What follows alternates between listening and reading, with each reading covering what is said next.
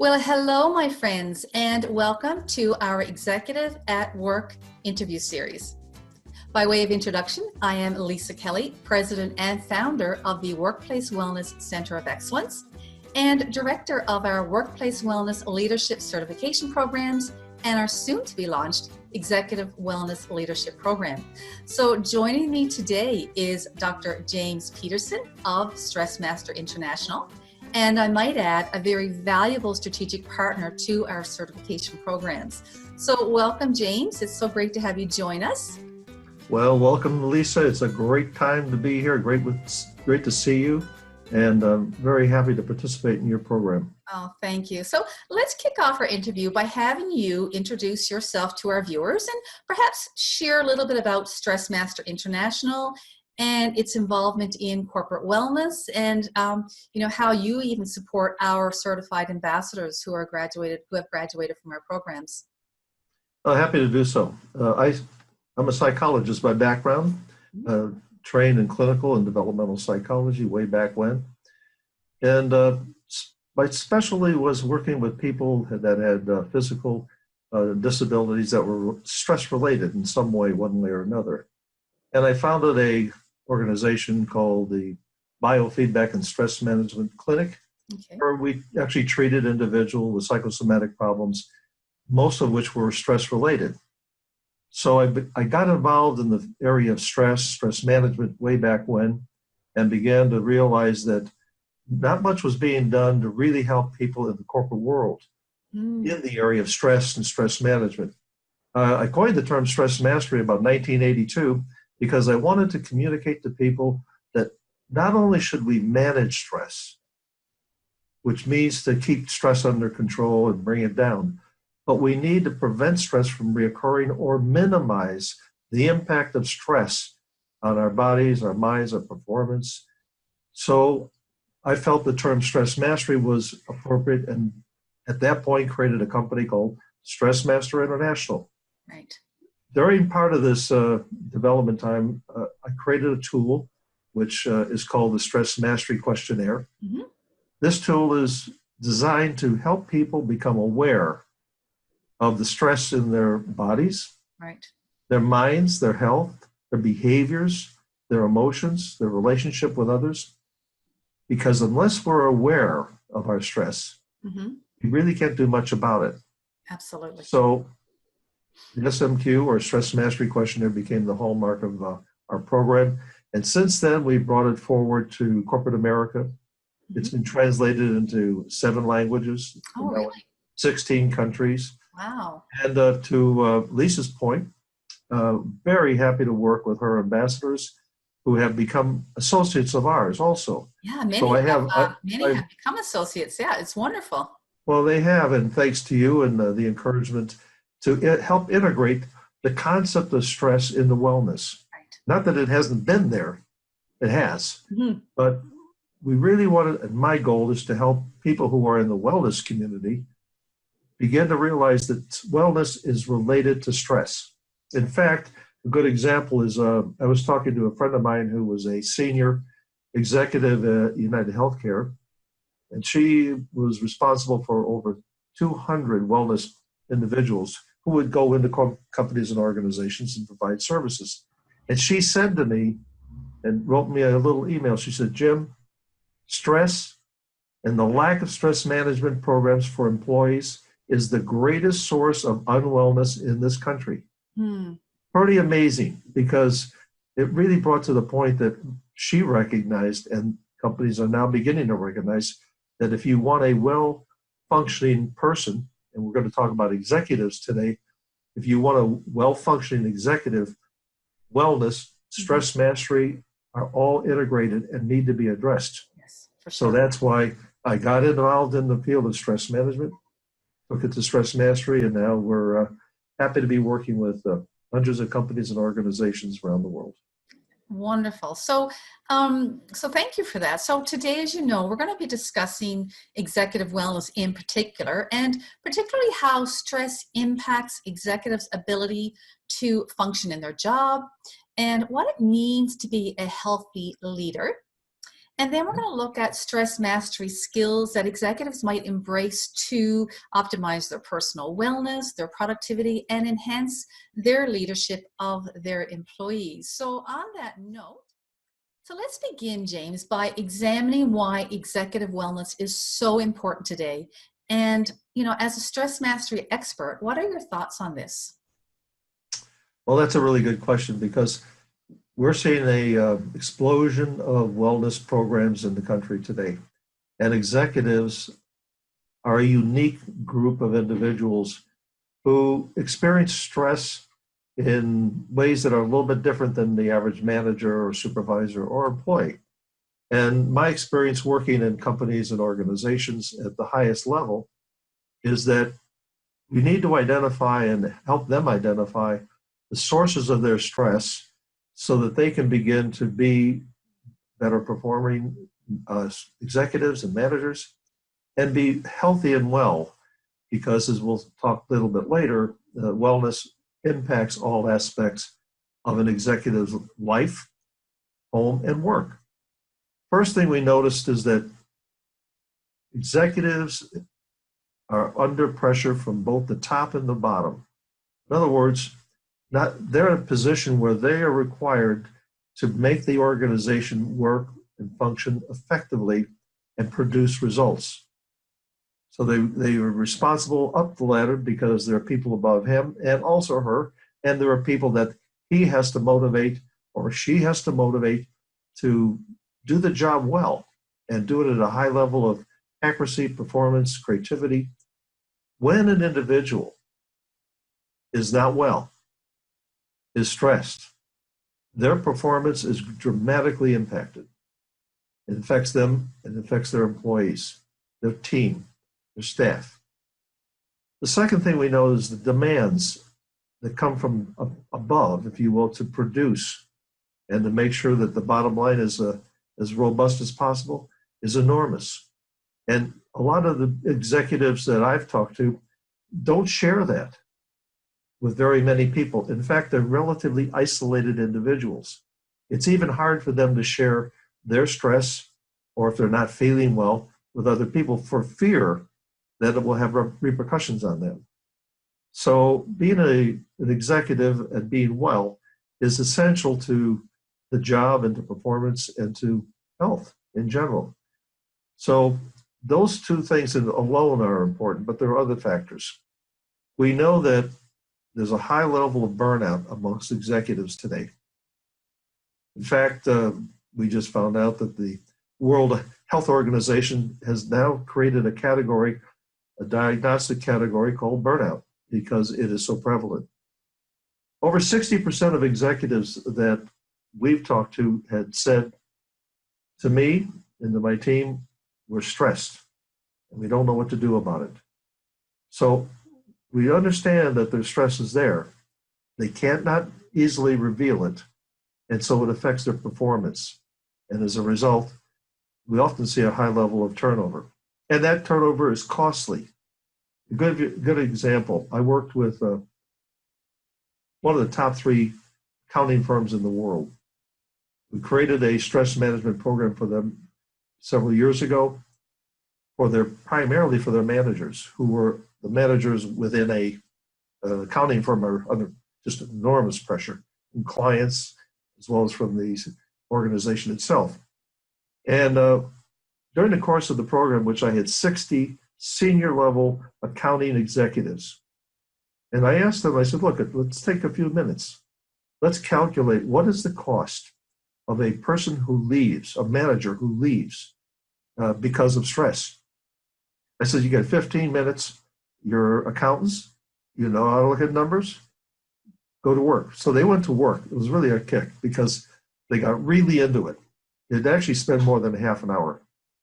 So during the course of that time, they identified all the factors that they could identify, from training costs, from client, the loss of clients and how that impacts their clients. And they put a number on that. And the number they came up with on average was $500,000, $500,000. And I said, wouldn't it be better to put a little bit of money into helping those individuals deal with the stress themselves and begin to change the organization so that the stressors coming down to the individual are more manageable. And they all agreed, and as a result, changes were made. So the point is that executives are a unique group, and my goal is to help them personally deal with it. But we also got to remember we've got to change the company and the culture so that it also is balanced. Hope Very that nice. answered your question. You did, and I'm so glad you you ended on the note of culture, because that's so important, and it's sort of the buzzword today of the new millennial buzzword, if you will. But even in tech firms now, they're not calling themselves HR managers but culture managers. So but it's one thing to Yeah. say the word culture, right? Is another thing to really optimize and enhance and develop and cultivate the culture to the end that we want it to be. Right. Yeah. So on that note, then my second question for you is, how does, and you may have answered it, so you can certainly expand on that answer, is how do you feel that stress impacts an executive's ability to lead and function in the workplace? So is there anything else you might like to add to your first answer? Oh, absolutely. There's a lot that could be addressed here. I think that it's kind of hard to kind of parse it out, but let's take it this way. An executive's under stress and is not doing well and is not feeling well, number one, affects his leadership ability. We see a dramatic drop off in the ability to motivate others, to work collaboratively with teams, to share information effectively. So the ability to be a leader is impacted, and that impacts the organization. Part of that is delegation. I've worked with some individuals who, when they're under stress, they stop delegating. They should be doing the reverse, but they become perfectionistic in their way of looking at it. They think they've got to do it themselves. Maybe they feel that some of their people aren't doing their job as well as they could, so they don't train them. They wind up doing it themselves. So the lack of delegation and training is impacted. They become more task-oriented. Not that you shouldn't be task-oriented, but a good executive balances focusing on a task and focusing on people. And if you look at charts of individuals, if you take it on just a basic chart, task on one dimension, people on the other, the best place to be is right in the middle. But there are executives who are, you want to say, they're nitpickers. And they become very fearful because they don't trust their staff or their employees. And so they and they now are focused on task, or they reverse it and they just come down on everybody, and all it is task. And there's no people involved. There's no humanity involved. And I think we can have that habit, and largely probably due to stress, whether we recognize it or not, we can fall into that role of being a bit of a micromanager, right? Absolutely. And so when you're under stress, behaviors change. So those are some of the things, but there are really others. Judgment is impacted. We know that stress is related to anxiety. The more anxiety you have, the poorer the performance and the poorer the judgment. So errors are made. Errors are made with people, made with the jobs that they're doing, which really relates to decision making. So if you can't make good judgments, you can't make good decisions. The whole idea in stress mastery is to balance things off and create optimal stress so that there's not too much and there's not too little. Everybody knows the bell-shaped curve. The higher the stress, the poorer the performance, the lower the stress, the poorer the performance. So what we try to do is help them find ways to balance the stress within themselves and their team so that everybody's working together harmoniously. There's a lot of other factors too. It reminds me, years ago, I think it was part of my public speaking training or what have you with respect to stress. And we always said, try and ensure that your butterflies are flying in formation, right? Right, exactly. Keeping that stress intact. That's a good one. Like that. And that you do need that certain bit of stress to have that adrenaline to get the job done, right? Absolutely. And let's make the point that we all know is passes exceeds that threshold, then that's where everything sort of implodes on us, right? Absolutely. And let's just make that point that stress is not all bad. No, absolutely. You have to have it. We need it to run from that saber-toothed tiger, right? Yeah. Well, the tiger now are deadlines and people Yeah. who are obnoxious and things of that nature. Okay, thank you. Thank you. Great answer. So let's move on to our third question then. So, really turning it around now and heading in a real positive direction, giving our viewers some real tangible skills and Mhm. something that they can walk away with here. So, what, in your opinion, defines a healthy leader? And Okay. what impacts can a healthy or unhealthy leader have on employee and organizational well-being? So again, Well, let's just start with health. A healthy leader leads a healthy life, mm-hmm. which means less alcohol and drug abuse, better food, better nutrition, taking care of the essential ingredients of what makes a body function well. And we know that the body tries to always bring itself back to balance, which is called homeostasis. And so the more you can do to keep care of the body, Mm-hmm. but you got to take care of the mind Yeah. and how we perceive the world. And one of the biggest challenges in stress mastery is changing and taking control of how we think and perceive a given stressor or problem. If we don't take control of that, and if we've learned bad habits of thinking and blaming others and overgeneralizing and basically doing irrational thinking, if we've learned that pattern, which many people do, Mm-hmm. that's got to stop. Because once you stop going on a path of irrational thinking or looking at somebody in a categorical term like these people are all bad, these guys can't do their job, this group can't handle that. If you're overgeneralizing and that's an error in thinking, those things have got to change. Mm-hmm. So those are stress triggers.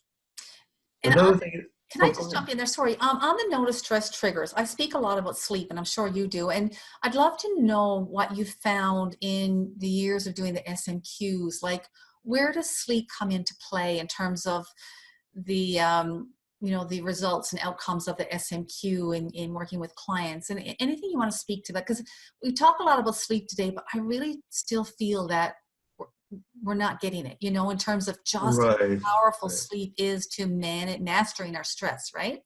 right. And Well, good sleep, yeah, good quality sleep, right? I agree. And I think the basics of good sleep are all fundamental, eating not too late, drinking not too much, and so forth. But when you're not sleeping well and you're machinating over things in your mind called worry, back to what can we do to change how we think about something. So while a person's laying there in his mind or her mind, you're going over the day's problems, future fears, you're creating anxiety. So the key for me and what I've learned working with people, the SMQ doesn't directly address the issue of sleep, but sleep always comes up as an area for concern. And there are physical things that affect sleep, but there's also mental things. And the mental things are perceptions and thoughts. If you're living in the past, you can't change it, but we live there. People spend a lot of time thinking about regrets, mistakes that they've made, problems they've had with people, and they're also worried about the future. They're worried about what's going to happen tomorrow, or maybe they've got a presentation to make and they're not ready for it. They're living in the future. It hasn't even happened yet, but they're already there. So we then talk about bringing oneself back to the moment. And everybody today calls it mindfulness. It's been around for centuries. We know that you need to stay focused on what you're doing right now and then change your thoughts. And then we go through a whole program of how do you do that so that you get a good night's sleep. And the more you practice it, the better it gets. Yeah, and I just want to add there too. That's great. Thank you for that. And let's see if I can get this quote. This helps me a lot, especially because I tend to ruminate at night, right? And think about, I live a bit like yourself. I live as an entrepreneur and business person. I live Mhm. a very business life, as do most executives, of course, right? And I Right. always like, and one of our ambassadors brought it up in our training program, and I've heard it before, but she reminded me of it. And it's that yesterday is history, tomorrow is a mystery. But Mhm. today is a gift to us called the present.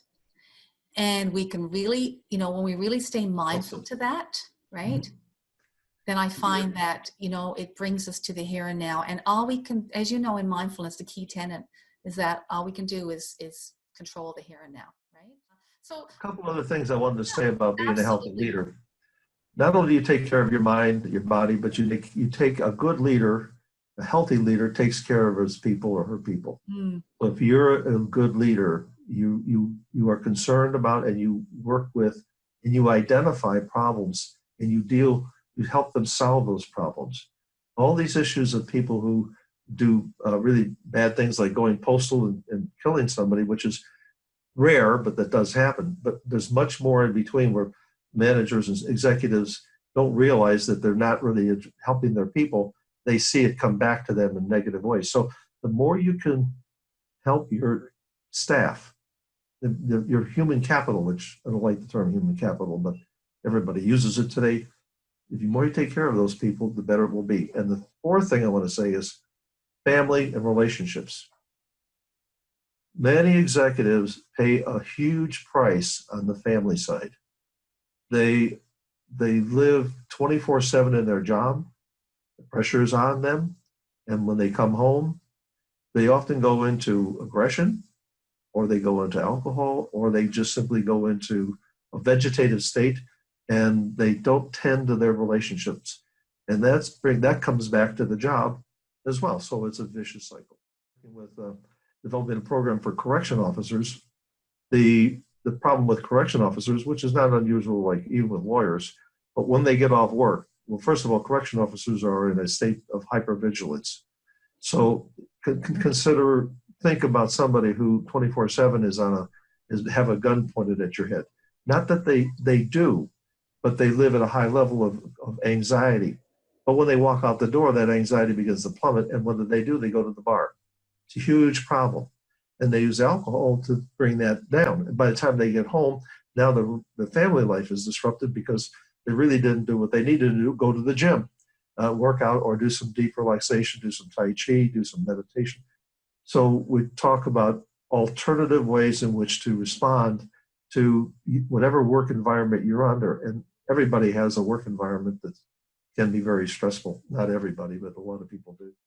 Move into the next question then of how executives can really build better stress mastery skills, and some Okay. of which you've already addressed, but what else could you speak to that? Well, again, a good question because it's what I've been focusing on most of my life. Mhm. The first step and the first thing is important, and that's why the stress mastery questionnaire is you need to become aware of your stress in all aspects of your life and how it's impacting your body, how you function, your health, and your relationships. And we don't move off that topic when we start a program until people really get a handle on it. So when people take an assessment like mine or others, they're really becoming self-aware. And why do we need to do that?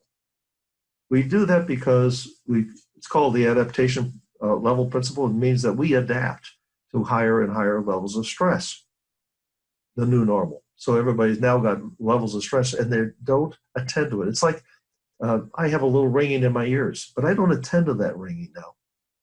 Unless somebody says, "Hey, Jim, do you have ringing in the ears?" I say, "Yeah, I do. Thanks for telling me that. Now I hear it because the mind has tuned it out." Well, when we raise our levels of stress, that becomes a real challenge. And one of the biggest problems is people not attending to that. So the first thing is to identify your stress. And then there are other factors we need to do and learn about how to take breaks, I call getting away. One strategy we teach people is sometimes you need to get away. In other words, let's say you have an emotional situation with an employee or a colleague or your spouse, and it's really heated. Well, we teach people to stop. I need to go. I need to just go away for a while. I need to get out of this because it's just escalating. So we teach people to stop the behavior and move on, and that's hard to do because the adrenaline's going, and maybe you're into a big debate, a fight. So we teach people how to get away, or you're under stress, and it's not like a fight, but you're just too much pressure. Mhm. Now's the time for a walk. Now go to the bathroom and sit down if you can't go anywhere else and just sit there. relax, bring it down. Sometimes you have to do that. And can I just Or, jump in too? Sorry, because I think it's a really important point I want to bring here, and I'm sure you can maybe speak to it, is the inherent need and value for us to be self-aware, right? mhm, And to really catch yourself in the moment. And sometimes, it's I guess being self-aware, but being able to act on that awareness, right? Because sometimes we're right? not self-aware of the impact we're having, and the aggressive tone or this escalated energy. That you're absolutely right. We just need to leave the room and say, you know what? Let's just take a 5-minute break, and that could just do wonders, right? Absolutely. And it sounds so simple. I know. And I had a client years ago who had a very heavy, very challenging job, and she would come home and immediately get into work routine and start doing dinner, and it was just she was stressed out. So what we did was we said, look, at the moment you get home, you put a sign up on the bathroom, and he says, I'm going in to take a bath. And she decided that she put the family aside. She says, you guys are just going to wait. I need a half an hour. And she'd go take a bath. And that allowed her to come down. And then when she came out, she was a new person. So whether that's at work or at home, we need those strategies that we build into our mental psyche so that when we become aware that now this is escalating, time to stop. But it's changing human behavior is not easy. And as a psychologist, I can tell you it is really hard. Right. In fact, I think psychologists, coaches, counselors, their job is to sell a person on a changing a way of behaving and thinking. And that's not easy. So that's why we need as many programs like what you're doing, Lisa, and what I'm doing to help people at all levels, whether they're employees or not, to live a better life. So how do we deal with it? We deal with the behavioral, we deal with the emotional, we deal with the medical, and we deal with nutrition. So how can you build a better stress-free life? Yeah. Take care of your nutrition. Take a look at what you're eating, when you're eating it. How, and as you well know, Lisa, you're the wellness person here. That's critical. Oh, it's critical. It's foundational to everything, in our health and our stress mastery, our emotional well-being. Absolutely. And, sometimes what we're saying, there's nothing new. It's maybe not even rocket science by any means, but with stress mastery in particular, with any kind of wellness or shift in our wellness journey or movement in our wellness journey, it requires a renewal, right? A coming back to the basics. Mhm. And sometimes it takes doing an SMQ to realize, oh yeah, I forgot I have this tendency, or yes, there's still this stress issue that Mhm. I have not effectively dealt with. And so you need to revisit it, right? Come back home again to Right. revisit these very essential issues that may need the support of, a program like yours or a program like mine. And we need to continually, to quote Stephen Covey, bless his soul, is to sharpen the saw, right? And continually work Absolutely. on ourselves and put ourselves back on top of our to-do list, right? Like I like to say. Well, as they said in the movie, if it was easy, everybody would do it. Absolutely. I did a survey of people years ago about parenting, Mm-hmm. and these were teenagers. We did a nationwide study of parenting skills, and and everybody said, "Well, they don't know how to parent." And I said, "You know what? They do. They may not do it when they become parents." And so we did a questionnaire with them, and they identified all the things of what a good parent does. They knew it. Yeah. We know what we should No, do. We know we shouldn't smoke. We know we shouldn't eat too much.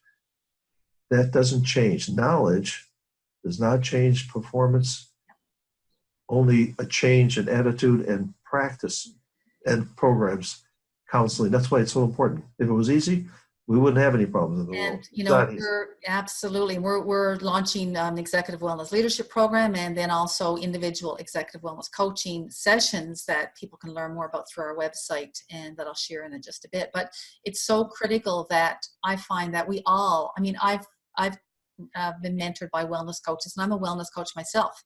But I think any of us, it would behoove us to, and serve us well, to periodically reach out to a wellness coach, especially if, our wellness has just been neglected. And we just need that either accountability or that guidance or that support or mentorship to just get us back on track again, right? Absolutely. And, It's interesting to see that wellness is becoming so important. Mhm. When you realize that the vast majority of our time, people's lives, are spent at work, Mhm. it makes perfect sense that that's a place to begin with. Let's call it indoctrination. Let's do a reverse indoctrination. Let's get people on a path. That's why the exercise programs are there, and the weight loss programs, the smoking cessation programs are all there. But they're not. It's still not enough. So uh, And we need, as I we just need to. addressed, sorry, I was just going to say, as I addressed in my articles, we need those executives to be leading by example, right? We can't be asking our employees to be moving themselves along on their wellness journey if, as executives and senior leaders, we're not willing to walk the talk and lead by example, right? Exactly right. And if you can't lead by example, you're setting the bad example. And what's going to happen is people will pick up on that example. They say, well, he does it, I can do it. Right. I like to say, if an executive gets up, walks around, takes a break every so often, they're, giving what I call visible permission. I like to use that Mhm. term, visible permission, right? And so, as executives, if you learn nothing else out of this, think about, are you giving visible permission to your employees to take care of themselves, to master their stress in whatever way they feel they need, right? Yeah. Correct. And let's not forget that there are simple things that people can do to keep the stress down. One is shut the door, turn off the TV, turn off the digital media that we're addicted to, and it is an addiction that we have. And you've got a program on that. And I know you're getting down to the wire here, but I do want to make a point here. That is absolutely. that executives and all people should learn one tool to bring stress down, whether it's deep relaxation, meditation, mindfulness, Tai Chi, any one of the programs out there. Learn one technique to bring stress levels down. Second, change one thought pattern that is not good and healthy for you. Mm, You know what that is. People will tell you what it is, but you really know that you may be saying things and thinking things that are stressful. So just do one, don't make your life complicated. One thing that you train yourself to do, and then train how you change one thought. After that, you can change another one. You can't do everything all at once. And as Stephen Covey says, start with the end in mind. Imagine yourself when you walk home at the end of come home at the end of the day, that you have a smile on your face and you're happy and you're eager to see your family, mhm. as opposed to remembering Yeah, where you were at work and why your boss chewed you out or why you have to work the weekend. So those are just some simple things. I absolutely. know that they're simple, but they're really hard to implement, but you got to start somewhere. Absolutely. I even like to do and write in a journal every morning, affirmations, and I put it in, as if Mhm. I'm already there. So I am a stress-free person. And trust me, I'm not Mhm. always a stress-free person, but I figure if I write it down enough and it will manifest itself, right? I It'd am be, it'd be dead if you were stress free. well, I think it just puts me in that mindset that yes, I'm a stress master professional, and I really need to walk the talk, and I am a stress-free individual. Right. Well, as I say, make it simple. Yeah, It's like baby steps. Uh, you can't change everything overnight. yeah, And absolutely. you need 30 days minimum to make an impact. So give yourself that 30 days. Uh, Again, if you have the end in mind and you have a mini plan that will get you there. Mhm. And when we do our stress mastery programs, that's what we focus on. It's like a funnel. You're getting all this information and you're looking at yourself and you're discovering things you hadn't thought about before, or maybe you did, now you're remembering them. But at the very end of the day, what are you going to change? How are you going to do it? Mhm. Prevent people from not letting you do it. Absolutely. And that's it. Yeah. Nicely said, and nice way to end off. So, is there anything else you might like to add that you haven't already shared with our viewers, just to conclude our. No, just one little thing, which is my motto: don't just manage stress, learn to master it. Yeah. And I always like how you sign off your emails. You say, make it a stress-free day. Is something like that? Yeah. Yep, Yeah. little things. Good for you. Thank you so much for allowing me to be here. And well, you know what? Thank you, James. I really appreciate it. And so to our viewers, as we wrap up our episode of our Executive Wellness at Work interview series. Again, I want to thank you, Dr. Petersen, for sharing your insights and expertise with us today. And to connect with Dr. Petersen and learn more about his stress mastery programs, be sure to visit stressmaster.com. I believe that's correct. Yes. That is correct. And you can certainly reach out. And you can email me at just jim@stressmaster.com, and I'll be happy to answer any questions and tell you more about our program. Yeah. So is it Jim or J. Petersen at stressmaster.com? Either one works, but it's easier to say Jim. But you can do J. Petersen.